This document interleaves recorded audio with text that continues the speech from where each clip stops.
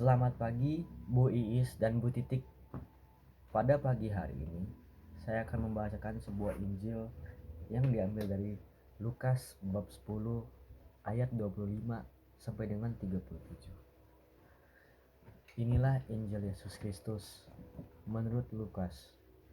Dimuliakanlah Tuhan. Pada suatu kali berdirilah seorang ahli Taurat untuk mencobai Yesus. Katanya, "Guru, apa yang harus kuperbuat untuk memperoleh hidup yang kekal?" Jawab Yesus kepadanya, "Apa yang tertulis dalam hukum Taurat? Apa yang kau baca di sana?" Jawab orang itu, "Kasihilah Tuhanmu, Allahmu dengan segenap hatimu dan dengan segenap jiwamu dan dengan segenap kekuatanmu dan dengan segenap akal budimu, dan kasihilah sesamamu manusia seperti dirimu sendiri." Kata Yesus kepadanya, "Jawabmu itu benar. Perbuatlah demikian, maka engkau akan hidup kekal." Tetapi untuk membenarkan dirinya, orang itu berkata kepada Yesus, "Dan siapakah sesamaku manusia?" Jawab Yesus, "Adalah seseorang yang turun dari Yerusalem ke Yeriko. Ia jatuh ke tangan penyamun-penyamun yang bukan saja merampoknya habis-habisan, tetapi yang juga memukulnya, dan yang sesudah itu pergi meninggalkannya setengah mati. Kebetulan ada seorang imam yang turun melalui jalan itu. Ia melihat orang itu, tetapi ia melewatinya dari seberang jalan. Demikian juga seorang Lewi datang ke tempat itu. Ketika ia melihat orang itu, ia melewatinya dari seberang jalan.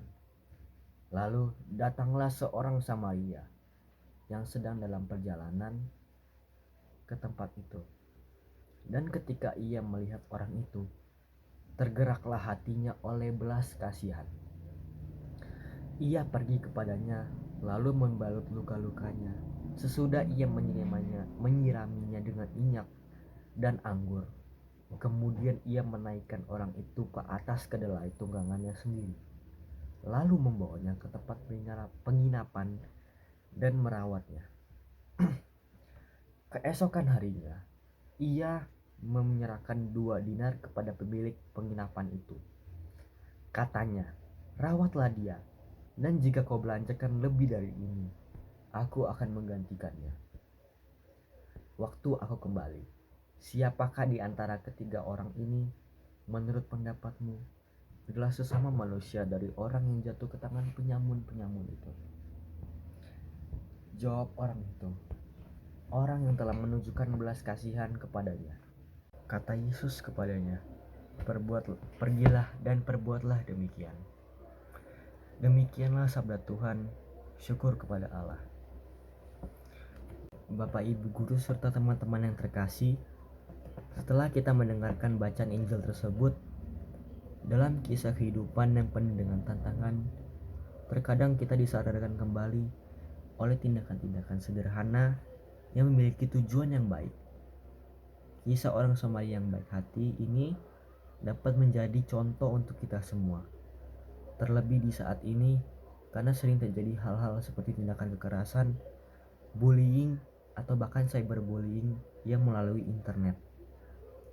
Ketika kita melihat kisah orang Samaria yang menolong seseorang yang terluka di jalan, kita diingatkan kembali akan pentingnya kebaikan tanpa memandang orang. Meskipun terdapat perbedaan di antara kelompok-kelompok yang berbeda, kebaikan seseorang masih bisa terlihat. Kebaikan orang Samaria mengajarkan kepada kita bahwa cinta dan kepedulian tidak mengenal batas-batas budaya atau agama.